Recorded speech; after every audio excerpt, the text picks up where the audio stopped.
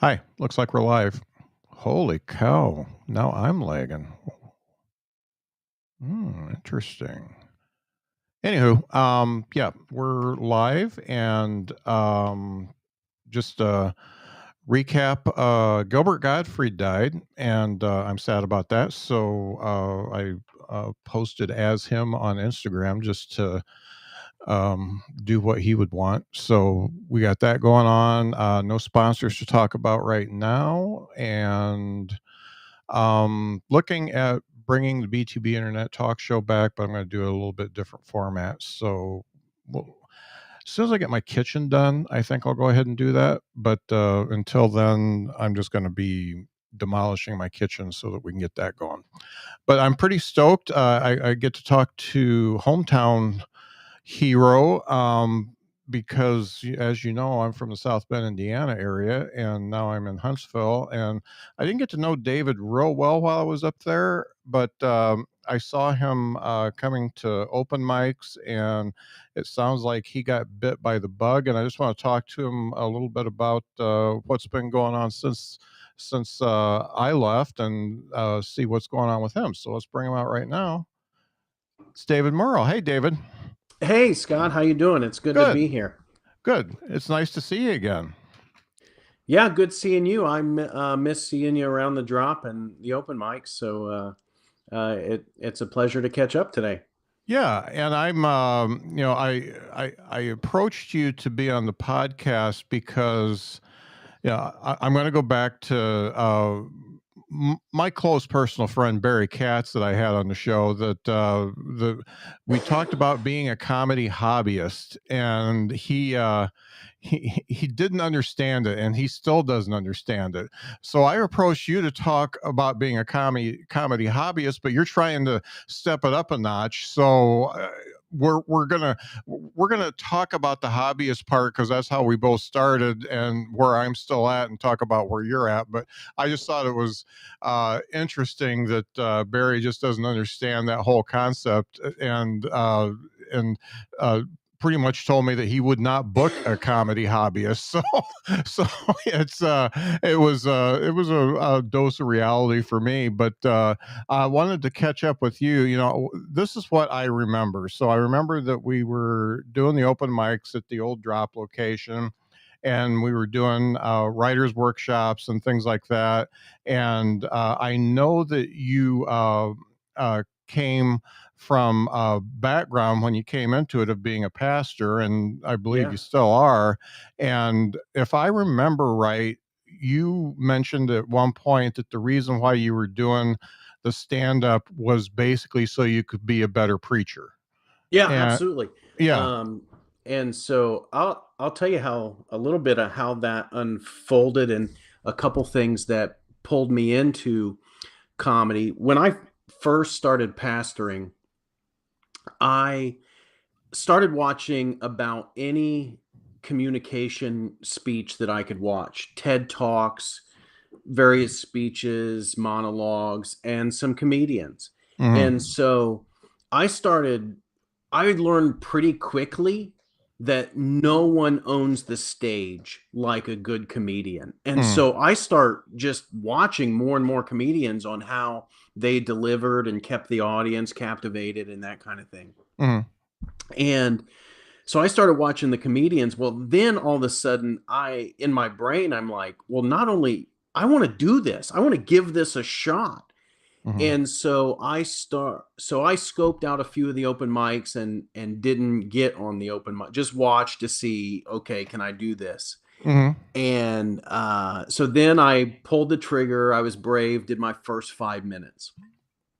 A little bit of time went by, I think, before I started like really doing it real heavy. But I had realized that I just have some funny things from my life or stories from my life that I thought would benefit people to hear. Mhm. And I thought if I can make these stories funny, then people would be interested to hear these stories and hopefully learn some of the lessons that I've just learned through life. Mhm. So it really was an avenue. I thought I'm going to become funny, or I'm going to at least learn how to present stories in a funny way so people can learn meaningful life lessons, perhaps spiritual lessons, and that kind of thing. Hmm. It has grown in the. I've only fallen more and more in love with comedy. But yeah, absolutely. At first, it was I wanted to be able to tell my stories or sermons in a more captivating way. Hmm. Now, one Yeah, of the things I wanted to ask is there's a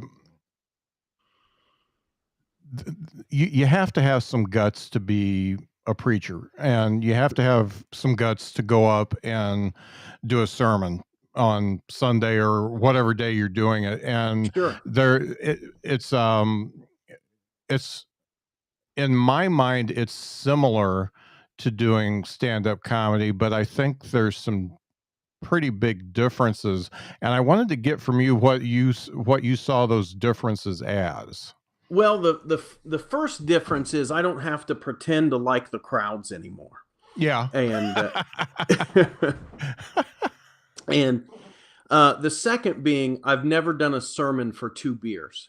Yeah. Um, I'm not saying I wouldn't have. I'm just Yeah. saying that I never had to. I no, I appreciate you asking that question. All serious, a few of the things I actually thought comedy would be a easier muscle for me than it has proven to be, Mhm. because I think most people would have told you, "Oh, David's a funny preacher." But to be a funny preacher, you only have to tell 3 jokes and maybe one of them landed in a 45-minute message. You know what I'm Right. saying? The Mhm. bar for a funny preacher is pretty low. Mhm. And so I when I started doing the open mics, my first open mic, I went into this real, lengthy story for just very little of a payoff. And I learned pretty quickly, man, I have to try to get a laugh about every 10 to 15 seconds, or at least that's kind of what I thought Mhm. leaving that first open mic. Not that I do that perfectly now, but um and I think the other thing is there's a precision with comedy that strangely enough didn't exist in preaching a message. Mhm. Um and so because I can tell a story from the heart, so to speak, and then if I'm delivering a sermon, I can deliver a story from the heart and then extrapolate the lessons from that. And I can even write notes and revisit that. And the crowds in churches are pretty comfortable with kind of revisiting, pausing to look at your next point or that kind of thing. Mhm. But with comedy, uh, like you have to hit specific words for that punch to pay off, and I never felt like that I was under that same precision preaching. Now, not Mhm. to say that I didn't try to wordsmith things to maximize that punch. I'm certain most of our listeners would understand, like, that preachers, they use a lot of those tools to get their message captivating, and you remember it or whatever. But I felt like there was much more precision needed in comedy than there was in um, in preaching a message. I really dig that because, while I wasn't a preacher, I did a lot of public speaking before I got up, and I would think, there are similarities between either you seeing a piece of scripture that you want to turn into a something that everybody can understand and everybody can relate to, and me taking like technical jargon and putting it together so somebody that's not technical can understand it. So there's some parallels there, Yeah, and just like you, I was, first time I got up, exact same thing. Long story, no payoff, yeah, yeah. and you learn that pretty quick. But it's the differences, as small as they are to me, and tell me if you agree, are really huge once you get up on that stage and put your mic in your hand. Yeah, I think so because um like I could deliver a 30-minute or a 45-minute sermon at this point in my life and have essentially an outline. And I know there are preachers that manuscript, but even those that manuscript, the best of them try to still get that into their brain, into their heart to be able to deliver. Hmm. Wow. Um, if you veer in a sermon, if you veer from maybe what you had manuscript a little bit, if you knew the overall principle, you can get there and it's not a problem. Hmm. Or if I said, hey, tell me about your last vacation, you can just begin to recall that from your mind, and there's little preparation involved. Hmm. But to get a laugh after laugh after laugh, that 15 or 20 seconds that you're building up to that laugh requires a precision, and some of the words are not interchangeable sometimes, how they are maybe if you're telling a story. Hmm. um and so even like this common Bible story like David and Goliath, if I would switch those words around and say Goliath and David, no one um like that didn't turn the meaning of that story, make it that story any less valuable because I Hmm. I turned two names around. But Right. in a joke, it might. Yeah. Oh, exactly. Yeah, and it's the right word. I mean, you could say glass instead of can when you're Yep. drinking a soda. I mean, it's just really it's really a lot of minutia that you have to learn by trial and error, really, Y- and yeah. to to it's give you an difficult. example, I'm not saying this is a great joke, but I've had a joke I've been uh trying to workshop or tell, and it essentially is, I set it up. I ran into this old, I went to a funeral of someone recently that I had seen like 5 years ago, but when I saw them 5 years ago, they were old 20 years ago. And I just talk about when I interacted with them, my first thought was, aren't you dead yet? Like I was, and then I began to question that, like, who am I to decide who needs to live and die? Uh-huh. And so the punchline is something along the lines of, is is this how murderers start, or is, and one night, instead of how is this how murderers start, I said, is this how I become a murderer? And the crowd was much more uncomfortable with that phrase, like, oh, he's gonna murder, like, when it Yeah. was out there, when it was like we're talking about this foreign idea of some murderer we don't know, then yeah, that got a laugh. But when all of a Mhm. sudden I introduced to the crowd, is this how I start murdering people, that was it, that didn't get a laugh. laugh. Mhm. um and I think it's because it wasn't funny to think, oh, you're going to kill people, like, Mhm. but some foreign murderer, quote unquote, they laughed at that. Right, right. So And it's just a constant struggle to keep things to where you're going to get the laugh, and yet know that you may have to change it up again. And it's jokes are living objects. They're not something that you write down and that's it. It's the way it yeah, is. you got to toy with them. Can I tell you one Yeah. more kind of example of that Yeah. from a Yeah. joke? So you may have heard that Joel Osteen like found like $500,000 in his bathroom at his Yeah. church or something like Yeah. that. And so I started to just try to make some jokes about that. And the end of it is like, what I try to be is like, apparently I have some, I lean into the idea, oh, maybe Joel Osteen has this figured out because I haven't found $500,000 in my bathroom. And then I Uh-huh. want to lean into, hey, if I'm at a club, I'm like, you leave me alone if I'm in this bathroom all along. And in certain environments, that's got, that has ended up getting a couple laughs, or Uh-huh. some laughs. Well, one night I told that joke, and maybe it was just the wrong crowd, and certainly maybe it was some of my delivery or whatever. And the crowd just looked at me like, yeah, Christians are idiots. Like, where's the joke here? And so I'm like, oh man, I gotta. Not that I think Christians are idiots, but that particular crowd, that didn't take because I think it was like, yeah, what do you expect? Yeah. So yeah.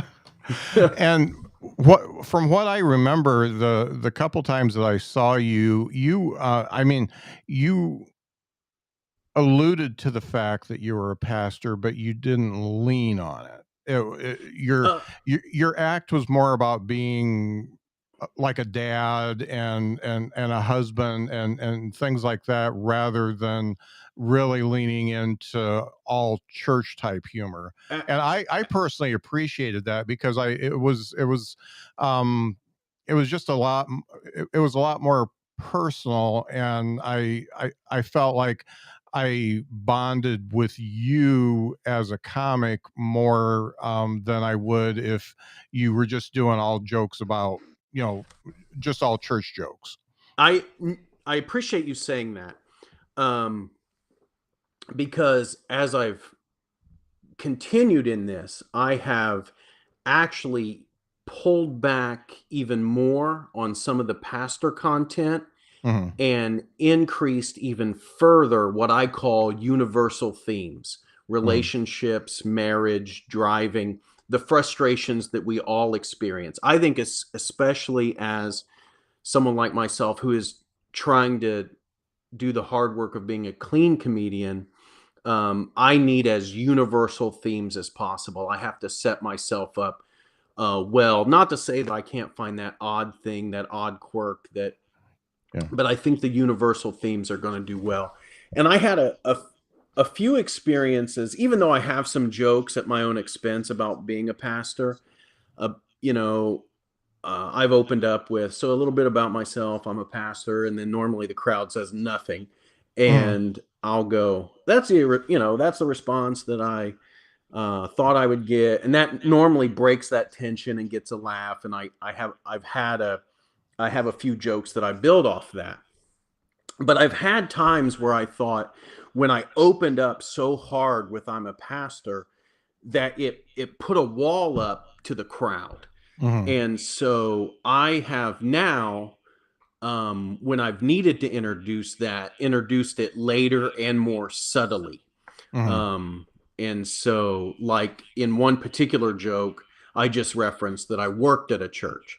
And then it's not till later that I make a joke about being up front. And then that's probably the first time they recognize, oh, he might have been the pastor then if he's up front. Hmm. But um, being a pastor is kind of unique to just pastors. And so, to be funny, I'm trying to expand into more universal themes. Hmm. It really means a lot that you appreciated that I expanded beyond that, because I have Yeah. some voices saying that's my novelty and I need to lean on that.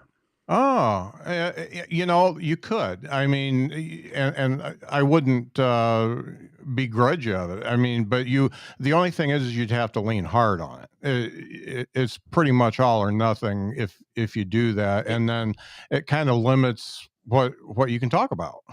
yeah, and I'm much more than a pastor. Even when I was a pastor, like, I my relationships with people, I wanted them to be like, I just wanted Dave Murrell to help someone else, Hmm. regardless of who I was in the church. Hmm. And so I really didn't view myself as any better or any more insightful than others. So I certainly tried to do my job, calling even, to the best of my ability. But I I do know how that title at times can be a barrier relationally, and so I just wanted people to know me as David, who happened to be a pastor, Hmm. versus Pastor David.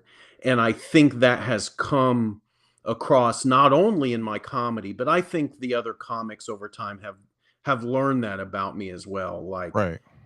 um, I, David I is sitting through all the stuff he's not going to share on Sunday morning, and he's cool.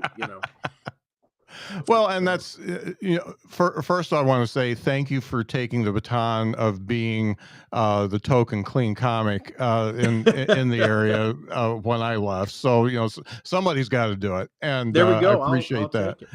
I'll take it. And there's so many misconceptions about Christians in general that they think that you can't sit through some of the filthy things that are said on stage. Oh, And they think you'd never heard it. Well, guess what? right. We all went to high school. We all heard Yeah. it. And it's so it's not it, there are I mean there are folks who act like they never heard it and get really upset about it, but I I I really appreciated the fact that you withstood listening to that stuff and were able to find the funny in it. Even if it's something that's totally foreign to you, that you thoughts come out that you would never even think of, you can still find the funny in it if they deliver it right. Oh yeah, I had one guy get up there and man, he had some Bible jokes all day and that's in a lot of ways I try to build my life around the things in the Bible. And Hmm. so this comic afterwards came to me and was like, "Hey, how can I improve this these jokes that I told?" And I'm like, okay, and so I did. I gave him some feedback, and some of that was, man, if you're going to tell Bible jokes or you're going to tell certain jokes with certain content, it's gotta crush. Yeah. Like you don't want to tell a joke about race relations and then it's horrible. Yeah. Like like if you're going to talk about a sensitive subject or something that has capacity to be offensive or important to people, man, that's got to be a good joke. Yeah. Yeah. So you came into this as an adult with kids, and you had responsibilities. What did you have to change in your life to make room to do the stand up? Because it's a time suck. Yeah, I just had to make a commitment, like first of all, to the open mics that Tuesday evenings are free. Like Hmm. that, I don't schedule meetings then. I don't schedule family time then.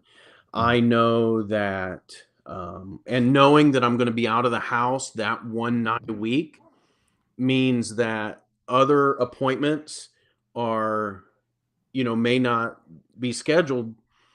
Like I'm not going to book myself out 3 evenings of you know what I'm saying? Yeah. So Hmm. comedy's taking one of those slots. Hmm. And so I communicate weekly with my wife, like about what my week looks like. And so normally early on, like on Monday or something, I'll say, while I mostly go to the drop and do the Tuesday night open mics, I do occasionally go to others.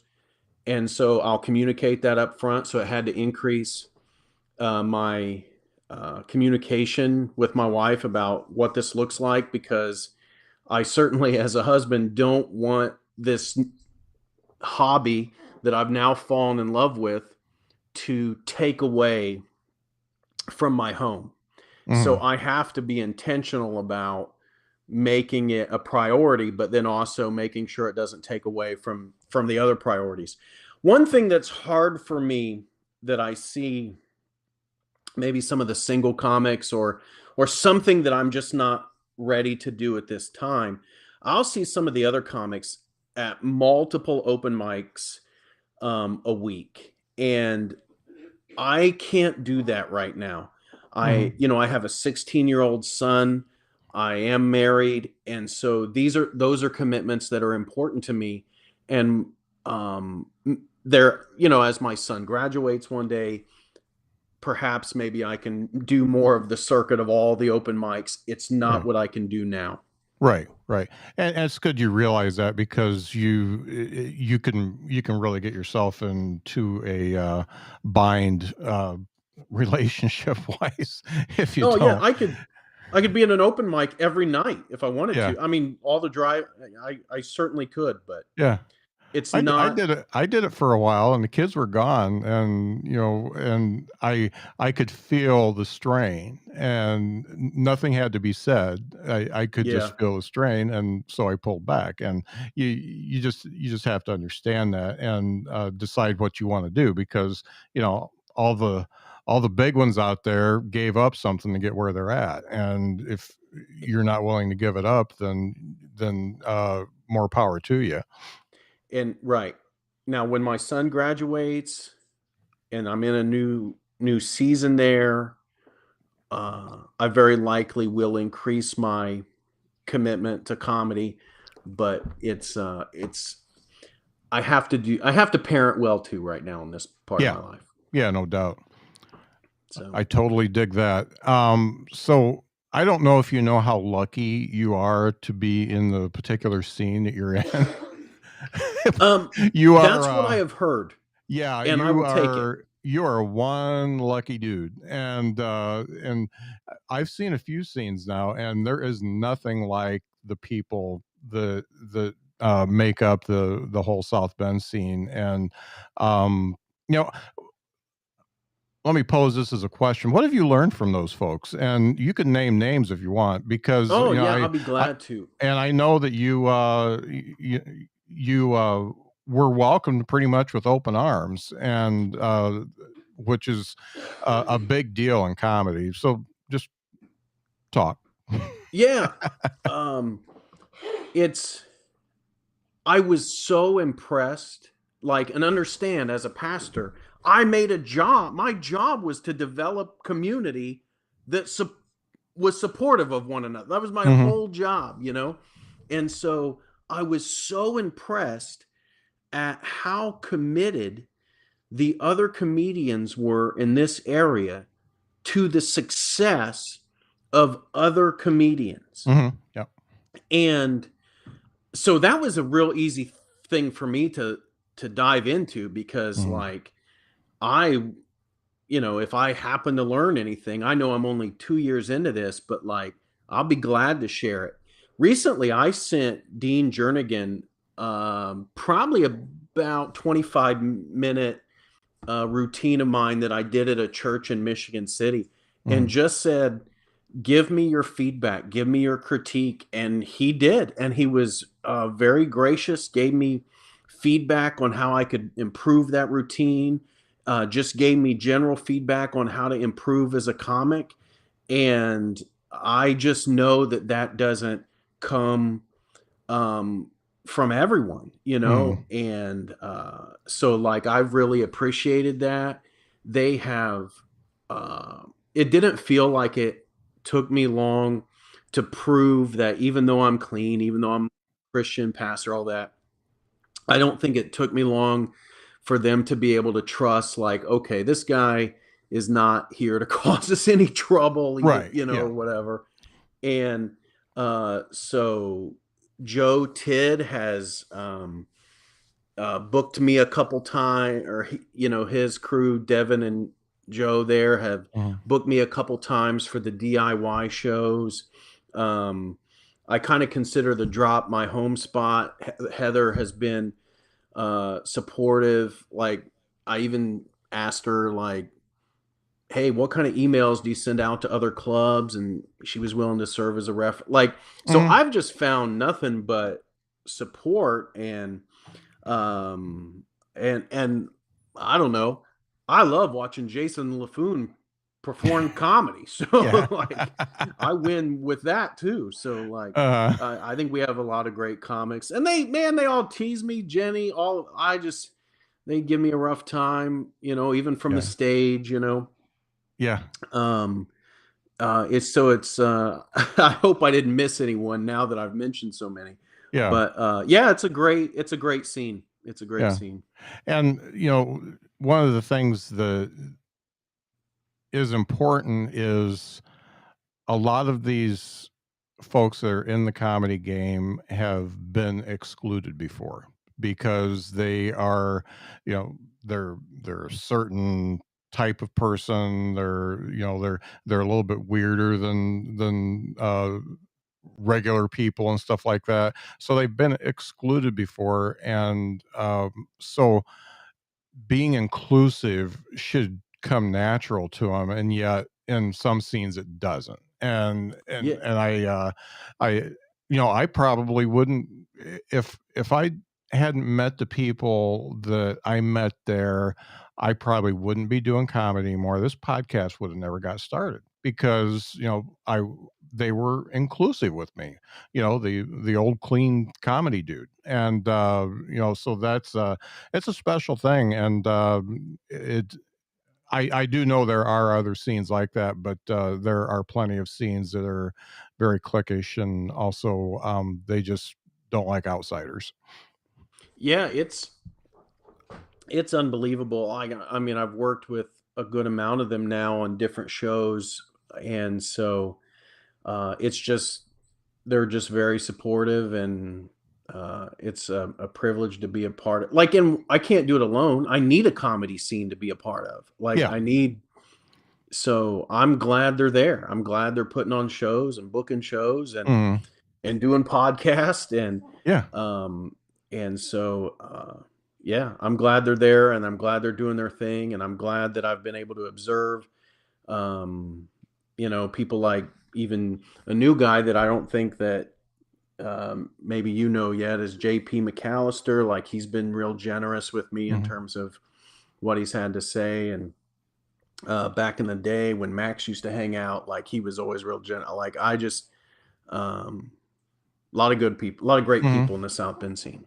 Yeah. Yeah, I agree wholeheartedly. Now, I want to get back to writing a little bit because writing a sermon is not easy. I mean, I know you're probably either going for you want to deliver a particular message and you're finding a scripture to go with it, or a piece of scripture motivates you to deliver a message. So I I assume that you're diving into comedy writing was probably a little bit easier for you than somebody that had never written anything before. But did you what type of a routine do you have to get into in order to keep writing jokes and performing them? What's your process to understand your ABC jokes and all that kind of stuff? Yeah, sure. I wish this that my answer here might be an underwhelming, but let's dive in a little bit. So, I really have a real simple, like, to make sure that I'm always adding more content. I, on my task list for every day, have write a joke, and so I just write a joke every day. Mhm. And then as I carry around my phone, sometimes, like, I'll make an observation, or like, oh, I think I can turn that, or I'll turn that into something funny, or I'll remember a story from the past or something, or hear something someone says that I think, oh, I can twist that. And so then I'll just write that on my, like, notes in my phone. And then when I am sitting down to write, then I often will look at that and will, see, okay, well, can I expand that into something? Some of those things, they don't ever turn into anything. I'll look at Mhm. that and go, oh, that, you know, that's not going to be anything. Yeah. And then sometimes before I even go to an open mic, I'll look at maybe some of those lists or new jokes I've written. And sometimes that's the real muscle. It's like, okay, am I going to get on stage and tell some of these, like, and test it in this way? So Mhm. it kind of naturally edits itself a little bit, because um sometimes even a second look is like, okay, that's not going to be quite what I thought. Mhm. And then sometimes it's just like, man, I just don't think that is going to be, I'll self edit, maybe even too much. I don't think it's something even that I can test out on an open mic. And then, of course, the open mics where where it's tested for the real, like, okay, I said this. And sometimes you got to give things a try here and there. I've had things I've tried and then uh, and it didn't get a laugh. And then I come back later and try it again and it did. So I think you Mhm. would get all that. And Y so yeah. I wish my writing thing was a little more exhaustive. I need to probably find ways to expand it, but I would say the gist is I carry my notes around and I write a joke every day. At Mhm. least one joke every day. So S So I gotta ask, you're closer in age to me than some people, yet you're still a lot younger, but, do you ever lose jokes? Do you ever have this fantastic premise that comes up, and because you don't have anything with you, you forget to write it down and you know you lost it, but you can't remember what it is? oh yeah. Yeah, Okay. I had something like that happen. I think even today where I realized, "Oh, wait a minute. I was going to write a joke about this." Yeah. But somewhere in the universe it just didn't Yeah. um manifest, or I didn't either write it down or something. And so yeah, I certainly need a better way to organize my content, because I'll go through an old list and I'll just be like, "Oh, I forgot about that," or whatever, Yeah, yeah. So I'm in the process of putting everything in Evernote right now just because I've always done handwritten stuff and I lose it. I mean, in the move, I lost a couple books and still don't know where they're at, but I find pages, these loose pages that are in boxes and stuff like that, and it, I mean, I know it'll all come back to me. One of the things that I always did was I made a note on my phone of what set list I was planning to do anytime I perform. So I can at least go back to that, and the little bullet points that I put in sometimes will trigger what the joke actually was, and then I'll quickly write it down so I don't forget it. I first of all, I love Evernote. I've loved Evernote as a pastor. I love Evernote as a comedian. I think Evernote is a great tool. Yeah. And then I also have like a journal. It has, strangely enough, Stitch from the Disney movie Lilo and Stitch on the Uh-huh. cover. And I typically carry that to the open mics or even my guest spots or whatever, and write out my set that I'm going to do. And so Mhm. that's been a helpful tool to have as well, where I can look back and okay, these are the jokes I told or whatever. And so, Mhm. So but you yeah, so mentioned between Evernote, my phone, and the yeah. Lilo and Stitch journal. Yeah. So Well, at least it's only in 3 places. Mine were in too many. You mentioned, performing for, a church audience in Michigan City, and, I'm wondering, did your act change at all to go for a church audience? Or, what revelations came out of actually performing at a church? yes, great question. And yes, I know. while the gap for me is not real wide, Mm. like the difference there, um, there is a little bit of a difference. Like, um, there's just things, even though I'm still clean in the clubs and stuff, there's just things that I can say and do that I think are just normal human things in a club that may not be always proper in a church, for instance. Like, I got Mhm. one joke where I say I took a ancestry DNA kit and it came back white AF. Yeah. And so, like, I tell that in the clubs and that gets a little chuckle or That's whatever. really But good. Yeah. like, for instance, I had to cut that from the church thing Yeah. because it for some could be too, inappropriate, whatever. Yeah. I have another story that um I have another story where my wife and I were staying in a hotel for some intimate time, and I Mhm. told this story at a church, and um, because what happened is my son and his plans ended up falling out. So we had to then go pick up our son. So we ended up leaving the hotel after being there 1 hour. Okay. Now, so then I tell the whole story about how I'm going up to the register and how uncomfortable that is. Do they think I'm paying for these services and all this Yeah. stuff, this whole thing. Now, because in the church setting, I'm telling this story and I'm using all kinds of innuendo words that are like activity and interactive time and all this stuff. The church is just roaring at Uh, this because it's just borderline inappropriate, as I'm telling this story.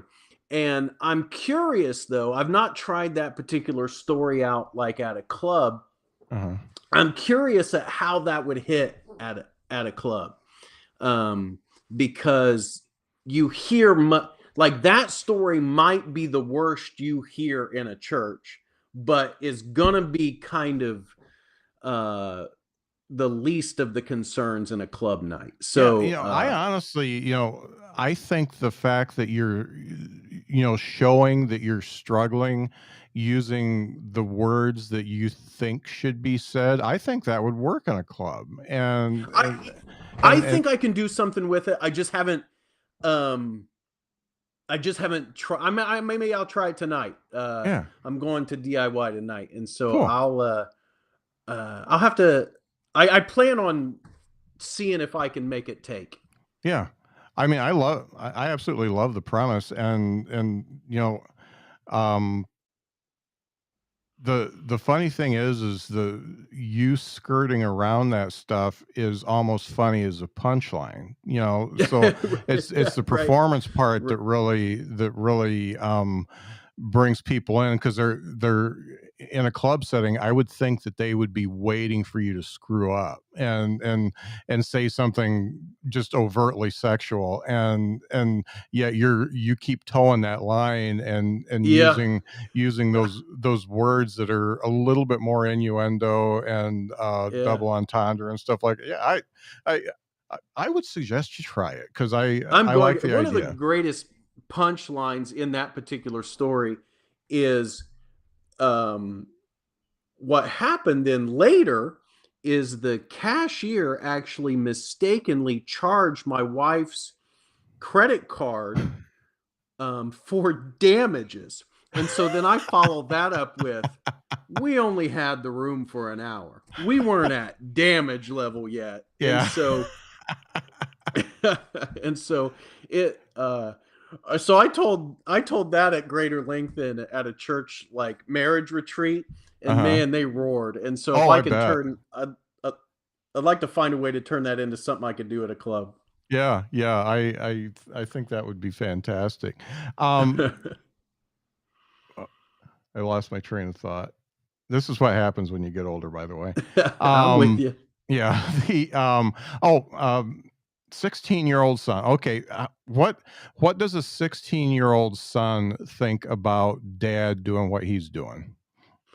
I think he thinks it's pretty cool. Um, Strangely enough, that's probably about the only thing he thinks that I think is cool. That being said, my son is 16, so he saw me perform for the first time a couple weeks ago out at the Eagles, and I must say he liked some of the naughtier comedians a little better than me. Yeah. Oh, of So course. Yeah. and he wanted me to make sure that I told like Mike Hullinger and some of the other guys on that show like that he thought their Hitler jokes and 420 jokes and stuff were funny. And they are Yeah. funny. Yeah. Yeah. Of course they are. Yeah. It's 16-year-old kids. I mean, they're going to be drawn like flies to sugar to that type of humor. So yeah. Yeah. Yeah. That's Yeah. expanding. That's expanding their knowledge. Right. When I reached out to Joe and said, "Hey, can kids come to this?" and he goes, "Yeah, but we're not censoring the content." And Yeah. I'm like, "Oh, I know. I know." And I said, "Well, he's 16, so." uh, So you've been So, doing this long enough to, first of all, know pretty much what's funny and what's not funny, and kind of what your lane is and what your persona is and stuff like that. What are you planning on doing with it? oh, good answer. So, my hope, I mean, I want to take it as far as at least my ability or God would allow me to take it. Um, I feel like I can uh, pretty easily get, because I'm a cleaner comedian, I feel like I can do some church shows. Mhm, I feel like I could even get hired out for Christmas parties and that kind of thing. mhm, So that's probably going to be the first thing that I lean into in terms of trying to expand this into something I can do at a paid level. mhm, I will continue to reach out to clubs for guest spots and features as I continue to expand um, how much, like, I probably have about 30 minutes of funny material right now. So mhm, I want to continue to expand that. And so as I do, and as I continue to get better, I'll just continue to see if I can take more and more territory. And, but I feel like my next step is to focus on the church shows and the Christmas parties and that kind of thing. mhm. Doesn't it Yeah. feel really fulfilling to go up on stage and be completely clean and make people laugh just as hard as all the other comics? Oh, it's incredible. Um, I can't believe at how much I have fallen in love with bringing people joy Yeah. at this level. Uh-huh. And comedians that their act is totally opposite of what mine is have been so supportive. I had one night where I had decided I was going to tell all new material at an open mic, Mhm, which was a horrible idea. mhm. And it I've went I've had the about same idea like too, you it's think bad. it went. Yeah.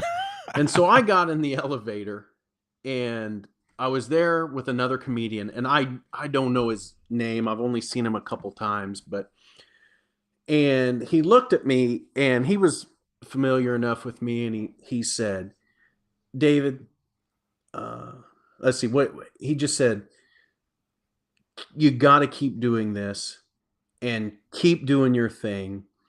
There's more of us out there than you realize." And I Uh, think that he was doing a couple things. I think he was recognizing that I made a mistake in terms of going up there with all new material. mhm, I think he was also letting me know, even though his content didn't say otherwise, say this, so to speak, is he was a person of faith too. And so he wanted to encourage someone else to keep going. mhm, And so um, it it has felt like, man, a a clean person of faith can do this and be welcomed into this community, mhm. and I it does feel good. Yeah, It does. yeah, and once again, you're very lucky, and, Yes, we'll I'm leave it blessed. we'll leave it at that. Yeah. One of the things I like to ask almost everybody I talk to is, what's the best and worst pieces of advice you've gotten since you started doing stand-up? Oh wow. Uh oh man, great question. Um oh, horrible advice and good advice. The good advice, I'll start with: have fun. Like, Mhm, walk up there. And so when before I take the mic, I'm often telling myself something in my head like, I was made for this. Let's have fun. mhm, So I want to be in that frame of mind. And I think if I can get there, like if I can be in that place where, hey, I'm just Dave Murrell having a good time up here telling some jokes, that comes across in the routine and the jokes just hit harder than if I'm following a script or a performance. mhm, And um Man, let me think of some horrible advice that I've been given. Man, I don't know. I can't. I'll be honest. After the show, I'll probably be able to think of some, but I That's cool. can't. That's cool. I can't think of any right away. Now, one of the things, especially when you're 2 years into it, like you are, is you bomb. We all bomb, and you also have great shows. I know you've experienced both, where you Yep. have done the worst that you could possibly do, and done the much better than you thought you ever could. At the end of both of those shows, how do you deal with that? Well, it's interesting that you bring that up because I actually got really good advice about that recently because I don't know if I was handling both of those well. Mhm. Because before a couple weeks ago, when I would have a great show, I would just like, I was made for this. Yeah. I'm so funny. I'm so incredible, you know. And then I would have these shows that I would bomb, and then I'm just like, why do I even do this? I'm not funny. No one likes my stuff. Mhm. So I'm living between these two extremes, and it was all dependent on the performance. And so someone recently said, make sure after every show you realize you're not as good as your best performance and you're not as bad as your worst. And so if you can Mhm. remember you're likely somewhere in between there, Yeah. it I really helps like anchor you a that. little bit. Yeah. I like that, and I have not heard that. I mean, That's you're like, actually Mike Hollinger.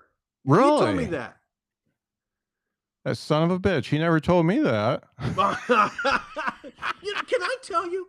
He opens his act with "Hail Satan," Yes, he but does. he hands down has been one of the most supportive comics of my routine. Yeah, Hands yeah, down, so supportive, yeah, unbelievable. yeah. He's a sweet, sweet man. I miss him. Yeah, so the piece of advice I got that I use is that no matter what happens, if it's really bad or it's really good, you allow yourself to be dejected for 5 minutes, and you allow yourself to be elated for 5 minutes, and then you just move on and go on with the rest of your life. But I think I like yours better. I think I'm gonna write yours down and I look like at yours that. too. Yeah. The bad news is I can't live in that elation for more than 5 minutes. I enjoy that elation. Yeah, So, yeah, it's a lot of fun. Yeah.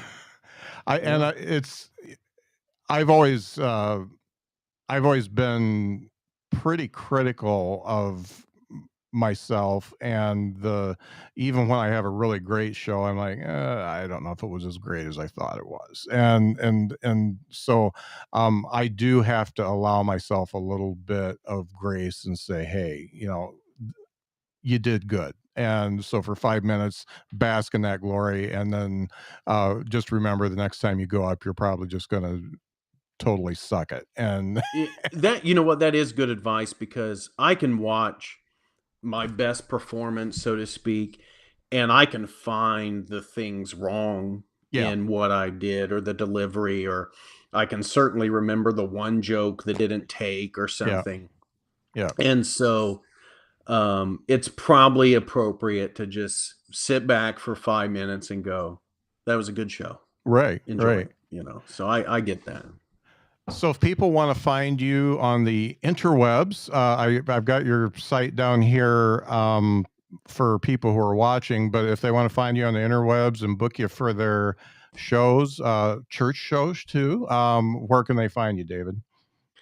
Yeah, let's probably the best place to reach out would be emailing me at davidbmurrell@gmail.com. Murrell spelled Murrell. I am on Facebook. That would probably be a good way, to find me. So Mhm. David Murrell, again, Murrell. Those are probably the best ways to reach out. Great. Well, I've got a couple people in mind to introduce you to, so I want to get you introduced to a couple people that are very heavy into the clean comedy and also the Christian comedy that I think you could get some enlightenment from. So um, I appreciate that. I'm going to make that intro for sure. Well, I really appreciate you being on the show. It makes me, it's a little bit bittersweet because you're there and I'm here and I love where I'm at. It's just still, I'm still going through the culture shock a little bit. Forgive me, but where is here now for you? It's Huntsville, Alabama. Okay. Yeah. So it's a pretty big move. Yeah. Are you still doing comedy in Yeah, addition to your podcast? I'm gonna get back into it. We were in, I changed jobs and then I changed positions within the job and took on a little bit more responsibility. And we were looking for a house and we were in an apartment for a while. So everything was really in a state of flux for a while. So basically, I've done probably in the last 6 months, I've probably done maybe 10 open mics and one showcase. Okay. I've been writing more, and I do want to get back into it, but I also want to put my priorities where they need to be, just like you do. So Yeah. it's not life or death if I miss an open mic, and but I still have the itch. I still want to do it. Well, I will hold the clean comedy down here in South Okay. Bend. I appreciate it. Well, thanks a lot for being on the show, David. My privilege, my honor. Thanks for having me.